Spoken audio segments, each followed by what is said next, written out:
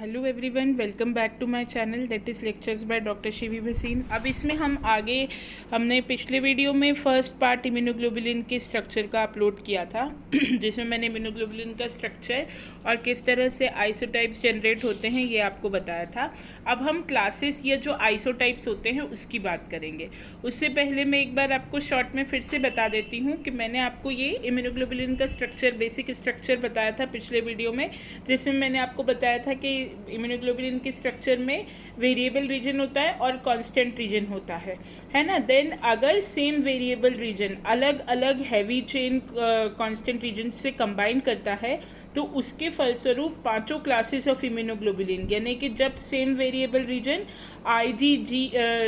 Gamma heavy chain constant region से combine करेगा तो IgG बनेगा, जब वो म्यू से कंबाइन करेगा तो IgM बनेगा, जब अल्फा से कंबाइन करेगा तो IgA बनेगा, जब गामा ये एप्सिलॉन से कंबाइन करेगा तो IgE बनेगा, और जब डेल्टा से कंबाइन करेगा तो IgD बनेगा। और मैंने ये भी बताया था कि जो एक ही पॉलीपेप्टाइड होता है वो दो जीन से एनकोड होता है, यानी same gene encodes for variable region of the heavy and light chain and same gene encodes for constant region of the heavy and light chain.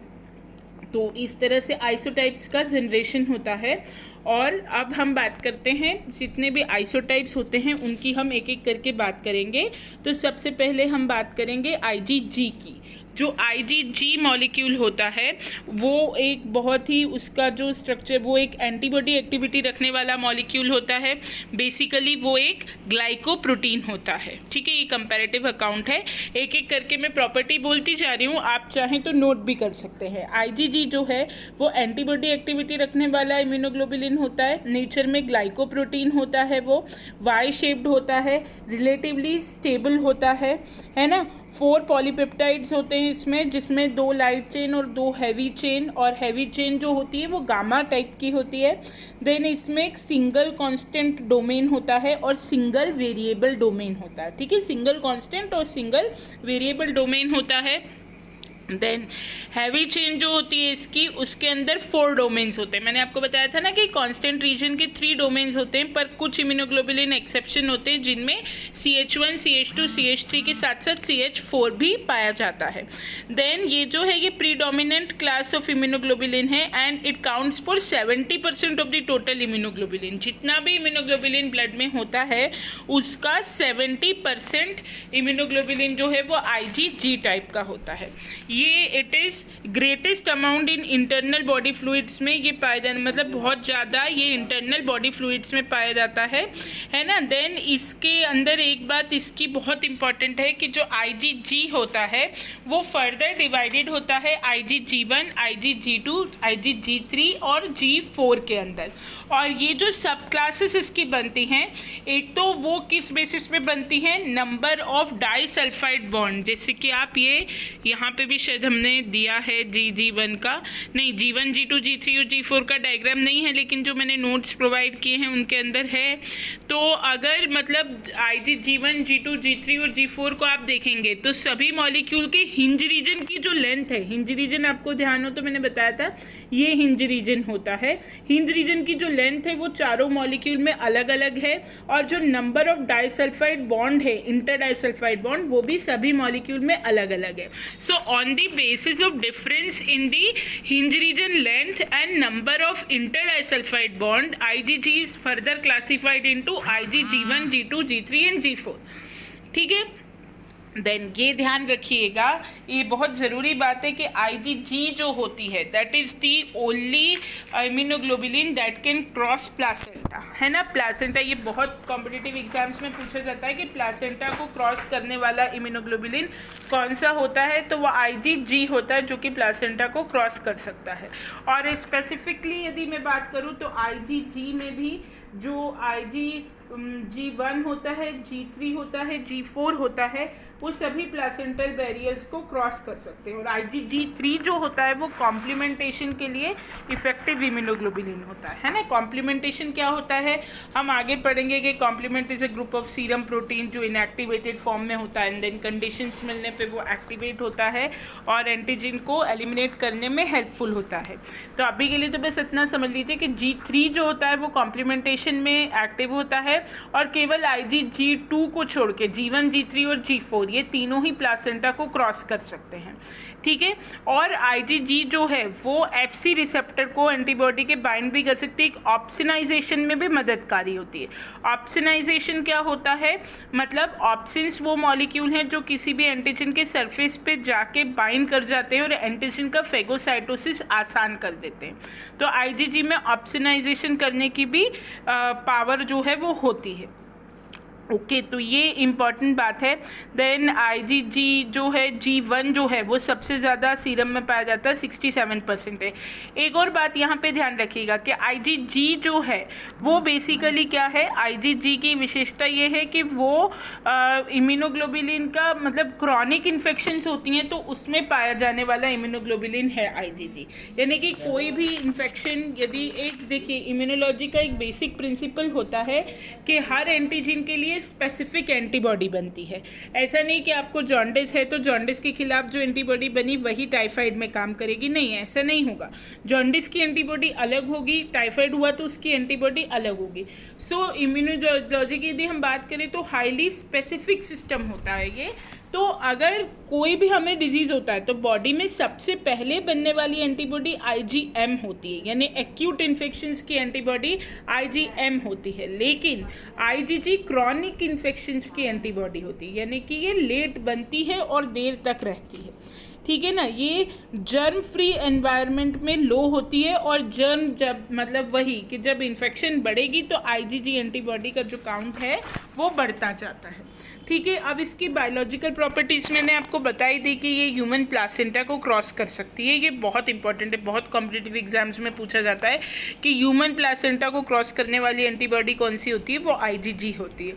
ये क्लासिकल कॉम्प्लीमेंट पाथवे को एक्टिवेट कर सकती है, toxins को neutralise कर सकती है और बाइंड करती है बैक्टीरिया से, और फेगोसाइटोसिस और एलिमिनेशन को इन्हेंस करती है, फेगोसाइटोसिस और एलिमिनेशन को बढ़ावा देती है, ठीक है ना। ये IgG एंटीबॉडी के बारे में पूरा डिस्क्रिप्शन हुआ। मैंने G1, G2, G3, G4 भी आपको बताए सब क्लासेस, और ये भी बताया कि on the basis of difference in their hinge region and number of disulphide bond IgG is classified into G1, G2, G3 and G4। Now next जो इम्यूनोग्लोबुलिन हम बात करेंगे IgG के बाद वो है IgA immunoglobulin. Okay IgA immunoglobulin जो होता है इसकी भी एंटीबॉडी एक्टिविटी होती है। ओके IgA इम्यूनोग्लोबुलिन के बारे में ये बात बहुत इंपॉर्टेंट है कि ये सिक्रीटरी इम्यूनोग्लोबुलिन है। सिक्रीशंस यानी जो भी बॉडी की सिक्रीशन होती है, सीरम, सलाइवा और मदर्स मिल्क का इम्यूनोग्लोबुलिन है। ये जो मदर्स मिल्क का फर्स्ट ड्रॉप होता है जिसको हम कोलेस्ट्रॉम बोलते हैं, उसमें जो एंटीबॉडी जाती है वो बच्चे के लिए फर्स्ट वैक्सीनेशन कहलाती है, तो वहाँ पर IgA एंटीबॉडी प्रेजेंट होती है। ये एक्सटर्नल सीरम म्यूकोसा में भी पाई जाती है ये एंटीबॉडी, है ना। एक्सटर्नल सीरम म्यूकोसा में भी ये मिलती है ये वाली जो एंटीबॉडी होती है। देन उसके अलावा ये सेकंड मोस्ट अबुंडेंट एंटीबॉडी है। सबसे ज़्यादा हमने देखा था कि IgG थी, उसके बाद सेकंड नंबर पर मोस्ट अबुंडेंट एंटीबॉडी कौन सी है, IgA, ठीक है ना। अब इसके भी दो सब क्लासेस होते हैं, A1 और A2, है ना। A1 में इंटरचेन और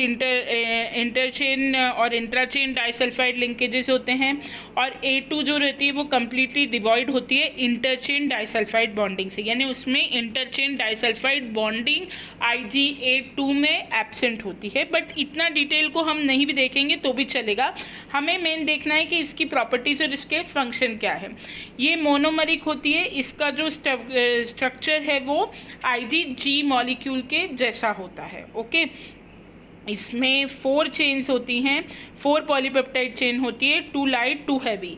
इसमें जो लाइट चेन होती है वो कापा टाइप की भी हो सकती है और लैम्डा टाइप की भी हो सकती है, ठीक है। हैवी चेन जो है इसमें वो अल्फ़ा टाइप की होती है। ओके देन अल्फ़ा चेन जो है वो इसको वो मतलब इसके अंदर प्रेजेंट रहती है। हैवी चेन जो है वो इसकी अल्फ़ा टाइप की होती है। इसका मॉलिक्यूलर वेट 1,60,000 होता है। सेडिमेंटेशन कोएफिशिएंट इसका 7s होता है। नॉर्मल सीरम लेवल इसका जो है वो 0.6 से 4.2 mg/ml होता है। 0.6 से 4.2 mg/ml, ठीक है। इसकी हाफ लाइफ 6 से 8 डेज होती है। और ये जो सीरम IgA है इसमें IgA1 ज़्यादा मात्रा में होती है in comparison to IgA2। IgA1 की ज़्यादा मात्रा होती है। ओके, ये मैं जो बता रही हूँ वो जो वीडियो में रिटन मैटर है उससे थोड़ा ज़्यादा बता रही हूँ, तो आप अगर नोट करना चाहे तो नोट कर सकते हैं, क्योंकि कई बार इसका मॉलिक्यूलर वेट जो कि 1,60,000 है, सेडिमेंटेशन कोफिशिएंट जो कि 7s है, और नॉर्मल सीरम कंसनट्रेशन जो कि 0.6 से लेके 4.2 mg/ml है, वो कई बार पूछ लिया जाता है कॉम्पिटिटिव एग्जाम में, और इसका जो IgA1 है वो ज़्यादा कॉमनली पाया जाता है। देन जो सिक्रीटरी इम्यूनोग्लोबुलिन ए है वो जैसा मैंने बताया सिक्रीटरी इन नेचर होता है ना। और एक बात इसमें हमें ध्यान रखनी है कि जे चेन इसमें भी पाई जाती है। अब जे चेन ये कहाँ मिलेगी, जब it occurs is a dimer formed of 2 molecule of IgA। जब IgA के 2 मॉलिक्यूल ज्वाइन करते हैं तब इसके अंदर जे चेन पाई जाती है। ये मैंने जब आपको स्ट्रक्चर बताया था तब भी बताया था कि जे चेन इसमें पाई जाती है। दोनों सिक्रीटरी पीसेस जो दोनों डाइमर हैं वो जे चेन से जुड़ते हैं, ठीक है। देन जो इसका रोल है वो बहुत इम्पॉर्टेंट होता है। एक्चुअली जो IgA इम्यूनोग्लोबुलिन होता है, यदि हम उसकी प्रॉपर्टी की बात करें तो इसको म्यूकोसल पॉइंट और एंटीसेप्टिक पेंट म्यूकोसल मेम्ब्रेन का कहा जाता है। इंटेस्टाइन में जहाँ ये जो हमारा म्यूकस होता है उसके अंदर ये एंटीबॉडी बहुत ज़्यादा पाई जाती है। जैसा मैंने शुरू में ही आपको बताया था कि सिक्रीटरी नेचर की होती है, और जो भी पैथोजेनिक माइक्रोब्स फूड के थ्रू आते हैं उनको ट्रैप करने के काम को करती है।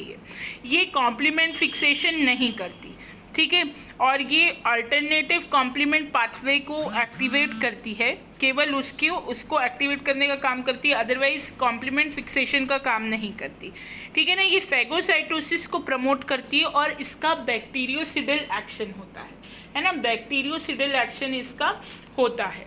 ये ध्यान रखने वाली बात है। कई बार कॉम्पिटिटिव एग्जाम में भी पूछ लिया जाता है कि किस एंटीबॉडी का बैक्टीरियोसिडल एक्शन है और किसका बैक्टीरियोसिडल एक्शन नहीं है, तो इसका बैक्टीरियोसिडल एक्शन होता है। देन ये टेप वॉर्म के अगेंस्ट, ये बहुत इंपॉर्टेंट बात है। टेप वॉर्म हम सब जानते हैं कि एक कॉमन पैरासाइट है बॉडी का, तो टेप वॉर्म के अगेंस्ट जो है ये फंक्शनल होती है, मतलब ये एक्टिविटी करती है अगेंस्ट टेप वॉर्म। और जैसा मैंने आपको शुरू में ही बताया था कि कोलेस्ट्रॉम जो फर्स्ट ड्रॉप ऑफ मिल्क होता है उसमें ये प्रेजेंट होती है, ठीक है, उसके अंदर ये प्रेजेंट होती है, और ये इंटेस्टाइन में बहुत ज़्यादा मात्रा में पाई जाती है। और जो भी फूड बॉर्न पैथोजन आता है उसके साथ में IgA जुड़ के और उस एंटीजन के एलिमिनेशन में हेल्पफुल होती है, ठीक है ना। तो ये सिक्रीटरी है, कोलेस्ट्रॉम की एंटीबॉडी है, बैक्टीरियोसिडल एक्शन है, कॉम्प्लीमेंट एक्टिवेशन नहीं करती है, जे चेन इसके अंदर उपस्थित होती है, फैगोसाइटोसिस को प्रमोट करती है। ये इसके इम्पॉर्टेंट पॉइंट्स हैं, ठीक है। Now we come to the third type of immunoglobulin जो है IgM। IgM इम्यूनोग्लोबुलिन जो है ये भी कैसा है, एंटीबॉडी एक्टिविटी रखने वाला इम्यूनोग्लोबुलिन है। ये लार्जेस्ट इम्यूनोग्लोबुलिन है और इसे कई बार मैक्रो इम्यूनोग्लोबुलिन के नाम से भी रेफर किया जाता है। इसका जो मॉलिक्यूलर वेट है वो 9,50,000 है। पेंटामरिक स्ट्रक्चर होता है, 4 पॉलीपेप्टाइड चेन्स होते हैं। याद रखिएगा पेंटामरिक स्ट्रक्चर इसमें आया है तो जे चेन की प्रेजेंस भी इसमें कहीं ना कहीं ज़रूर होगी। पॉलीमराइजेशन जो मॉलिक्यूल्स का होता है वो जॉइनिंग चेन या जे चेन की प्रेजेंस में होता है, और 5 सब यूनिट्स एक साथ बाइंड होते हैं, ठीक है। जो सीरम में इसका लेवल होता है वो बहुत लो होता है, अबाउट 5 से 2 mg, 2 से 5 mg/ml होता है इसका। शॉर्ट लाइफ होती है इसकी। इसके अंदर जो कार्बोहाइड्रेट कंटेंट होता है IgM के अंदर वो भी थोड़ा लो होता है। सेडिमेंटेशन कोफिशिएंट इसका 19s है, ओके।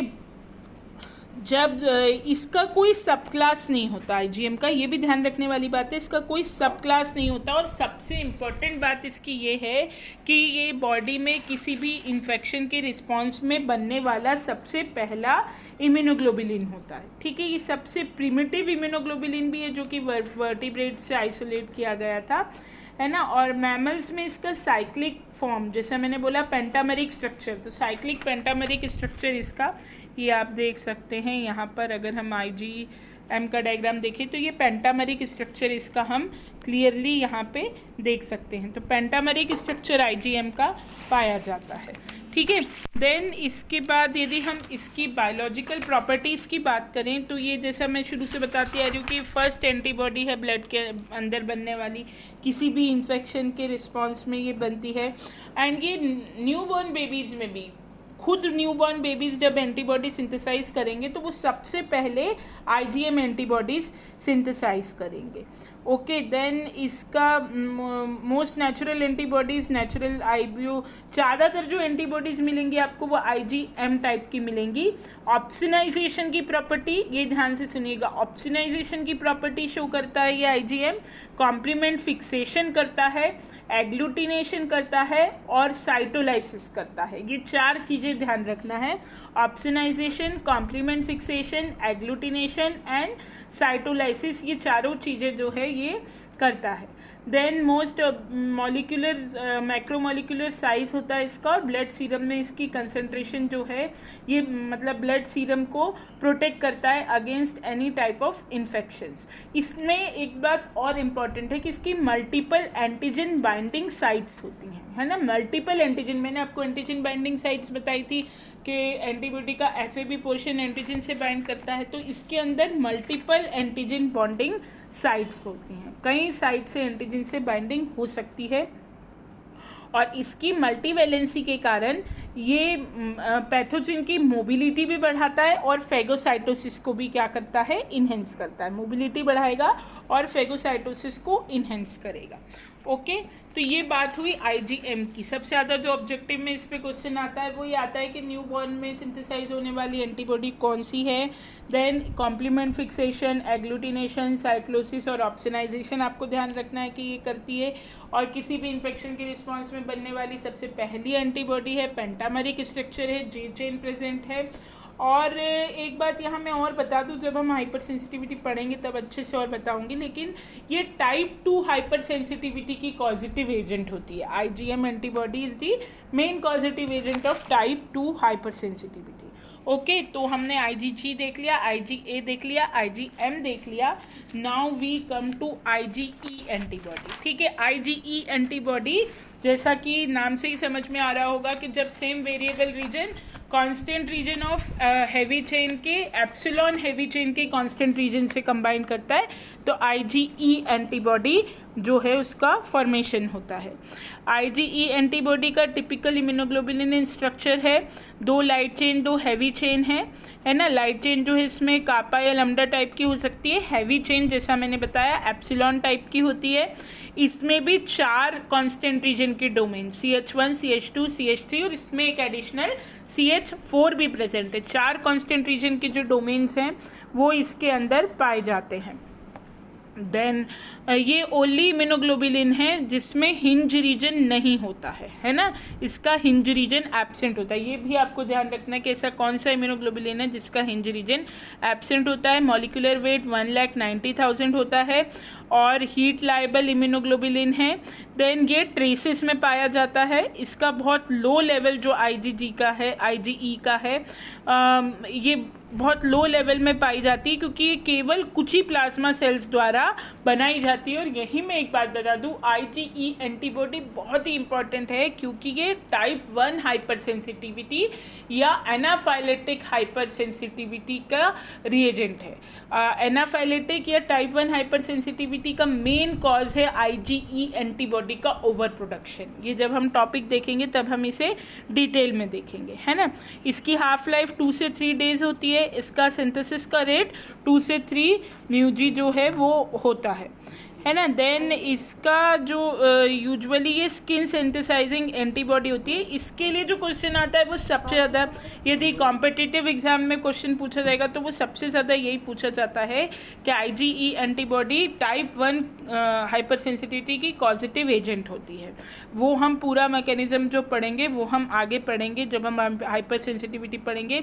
और एक और इम्पॉर्टेंट बात है कि जो पैरासिटिक इन्फेक्शंस होती है, जब भी कोई पैरासाइट की इन्फेक्शन हुई, जैसे वर्म की पहले भी मैंने बताया था कि IgA उसमें इफेक्टिव होती है, वहीं पे साथ में IgE भी इफेक्टिव होगी।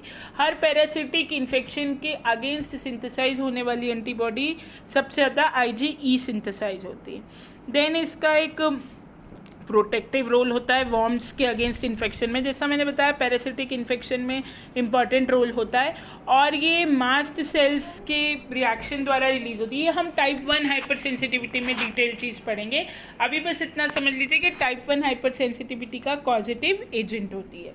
देन हम बात करें IgD की, नेक्स्ट हमारी जो आ जाती है वो आती है IgD एंटीबॉडी।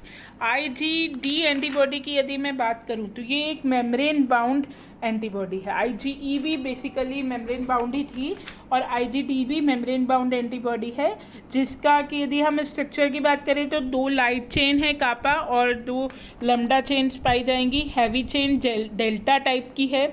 इसका जो ये स्लाइटली IgG से भी थोड़ा सा बड़ा है और इसका जो मोलिकुलर वेट है वो 1,80,000 है। ठीक है, अब इसका जो हिंज रीजन है वो एक्सटेंडेड हिंज रीजन होता है ना। ये देखिए जो थोड़ा सा डायग्राम में तो क्लियर नहीं है, लेकिन जो इसका हिंज रीजन है वो थोड़ा सा बढ़ा हुआ हिंज रीजन होता है। और ये जो एंटीबॉडी है ये बहुत रिच होती है कार्बोहाइड्रेट में, ये ध्यान रखना है कि ये सबसे रिच एंटीबॉडी है कार्बोहाइड्रेट में।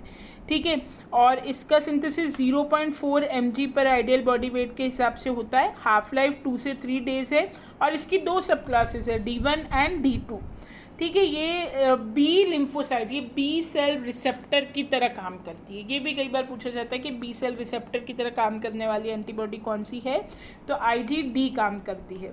इसकी कोई एंटीबॉडी एक्टिविटी नहीं होती। एंटीबॉडी एक्टिविटी किसको कहते हैं ये मैं लास्ट वीडियो में समझा चुकी हूँ। अगर कोई इम्यूनोग्लोबुलिन एंटीजन के साथ फाइट करके उस एंटीजन को बॉडी से बाहर एलिमिनेट करने की ताकत रखता है तो उस इम्यूनोग्लोबुलिन को एंटीबॉडी कहते हैं। IgD जो है उसमें एंटीबॉडी एक्टिविटी बिल्कुल भी नहीं होती है, वो सिर्फ एक मेम्ब्रेन बाउंड इम्यूनोग्लोबुलिन है। ठीक है, देन ये जो है IgD it is found to be associated with surface B lymphocyte के साथ ही ये पाया जाता है ना। तो ये बिल्कुल सिंपल से चारों पांचों जो हमारे इम्यूनोग्लोबुलिन के टाइप है वो हो गए हैं। डिटेल मैंने जितना भी ये स्लाइड कवर कर रही है उससे थोड़ा डिटेल में आपको एक एक की प्रॉपर्टी बताइए। जिन स्टूडेंट्स के पास मेरे नोट्स हैं उनको तो कोई दिक्कत नहीं होगी, जिनके पास नोट्स नहीं हैं वो नोट्स के लिए अप्रोच कर लें। तो ये प्रॉपर्टीज़ जो हैं ये सब, और अगर आप नहीं भी आप वीडियो को सुनकर ही इंपॉर्टेंट प्रॉपर्टीज़ लिखेंगे तो भी कोई दिक्कत नहीं है। सारे इंपॉर्टेंट पॉइंट्स मैंने बोल दिए हैं, आप पॉज करके सुन सकते हैं। मेन इसमें जो क्वेश्चन आता है प्लासेंटा को कौन सी एंटीबॉडी क्रॉस कर सकती है, तो वो IgG कर सकती है, केवल G2 को छोड़ के G1, G3, G4 तीनों कर सकते हैं। देन मदर्स मिल्क की एंटीबॉडी कौन सी है, वो IgA है जो कि कोलेस्ट्रॉम में प्रेजेंट होती है। देन टाइप 1 हाइपर सेंसिटिविटी की एंटीबॉडी कौन है, वो IgE है। देन न्यूबॉर्न बेबीज में बनने वाली एंटीबॉडी कौन सी है, वो IgM है। ज़्यादातर जो क्वेश्चन आपको मिलेगा वो इसी से संबंधित जो है मिलेगा। ये कंपैरेटिव टेबल भी इसमें दिया हुआ है, चारों की प्रॉपर्टीज़ को आप इस तरह से कंपैरेटिव टेबल से भी रिप्रेजेंट कर सकते हैं। फैगोसाइटोटिक एक्शन कभी कभी पूछ लेते हैं किस एंटीबॉडी में है किस में नहीं है, कॉम्प्लीमेंटेशन कौन करता है कौन नहीं करता। तो यदि कोई डाउट हो, कहीं क्लियर ना हो तो आप डिटेल में मुझे अलग से भी पूछ सकते हैं कमेंट बॉक्स में कमेंट करके। तो जो भी डाउट होगा या नोट्स का आपको प्रोविज़न चाहिए होगा वो मैं प्रोवाइड करवा दूँगी। Then next we come to the functions of immunoglobulin. यदि हम इम्यूनोग्लोबुलिन के फंक्शंस की बात करें तो जहाँ तक जो इम्यूनोग्लोबुलिन का सबसे बड़ा फंक्शन है, एक है प्रोटेक्शन प्रोवाइड करना, है ना, एंटीजन के साथ फाइट करना। देन बैक्टीरिया वायरसेस को फाइट करना और बैक्टीरियल टॉक्सिन्स को न्यूट्रलाइज करना, ये दूसरा है ना। मतलब वही एंटीजन से फाइट करके एंटीजन को बॉडी से बाहर एलिमिनेट कर देना। जैसे IgA टाइप की एंटीबॉडीज़ होती हैं, उसका एक इम्पॉर्टेंट फंक्शन ये है कि वो फूड बॉर्न पैथोजन को ट्रैप करती है। जो भी इंटेस्टाइन में आने वाला पैथोजन है उसको ट्रैप करती है। IgA को कई बार म्यूकोसल सरफेस का फर्स्ट लाइन ऑफ डिफेंस भी कहा जाता है, क्योंकि ये हर जगह न सिर्फ म्यूकोसल सरफेस में, जो नोज का म्यूकस होता है उसमें भी होती है, सीरम, सलाइवा, म्यूकस, इन सब की antibody, because it is secretory in nature. और IgM एंटीबॉडी जो है वो ABO blood group antigen system की मेन एंटीबॉडी है। जो हम पढ़ते हैं ना कि अगर A ब्लड ग्रुप है तो आपका एंटीजन A है और एंटीबॉडी B है, तो वहाँ पे जो एंटीबॉडी B प्रेजेंट है उसका नेचर कैसा है, it is basically IgM antibody. और IgM एंटीबॉडी जो है वो इंजेक्शन ऑफ सेल का इंजेक्शन फेगोसाइटोसिस द्वारा, फेगोसाइटोसिस मतलब होता है किसी सेल को खा जाने की क्षमता, उसको एंगल्फ कर लेने की क्षमता। तो IgM जो है वो injection of cells by phagocytosis बढ़ाती, फेगोसाइटोसिस एक्टिविटी को बढ़ाती है। IgG जो है वो basically human immune response, over immune response के लिए रिस्पॉन्सिबल है ना। हालांकि पैरासिटिक इन्फेक्शंस को फाइट करने में एक इम्पॉर्टेंट रोल ये प्ले करती है। देन इन जनरल हम 2-3 रोल और देख सकते हैं इम्यूनोग्लोबुलिन का, वो रिसेप्टर की तरह भी फंक्शन करते हैं। तो सेल के अंदर अगर कोई भी चीज़ अंदर आती है तो वो इम्यूनोग्लोबुलिन रिसेप्टर को क्रॉस करके ही बी सेल में आ सकती है। बहुत सारे ऐसे इम्यूनोग्लोबुलिन हैं जैसे मैंने ऊपर भी बताया कि लाइक IgM वगैरह, जो कि कॉम्प्लीमेंटेशन के लिए रिस्पॉन्सिबल होते हैं। देन मैंने ये भी बताया ऊपर आपको कि ऑप्सनाइजेशन करवाते हैं इम्यूनोग्लोबुलिन। ऑप्सनाइजेशन का मतलब है कि कुछ इम्यूनोग्लोबुलिन हेल्प करते हैं कि ऑप्सिन्स जाके एंटीजन के सरफेस पे डिपॉजिट हो जाए। जब ये ऑप्सिन्स एंटीजन के सरफेस पे डिपॉजिट हो जाएंगे तो एंटीजन को एंगल्फ करना, उसका फेगोसाइटोसिस करना आसान हो जाएगा। तो ये सभी फंक्शंस जो हैं इम्यूनोग्लोबुलिन के, ये बेसिकली होते हैं, है ना। अब ये इसके साथ हमारा ये पूरा टॉपिक कवर होता है। आई होप आपको समझ में आया होगा। यदि आपको कुछ भी नोट्स की रिक्वायरमेंट है या ऐसा कुछ भी है जो समझ नहीं आ रहा, तो आप कांटेक्ट कर सकते हैं। और अगर आपको वीडियो अच्छा लगे तो इसे लाइक, शेयर और चैनल को सब्सक्राइब ज़रूर करें। Thank you very much.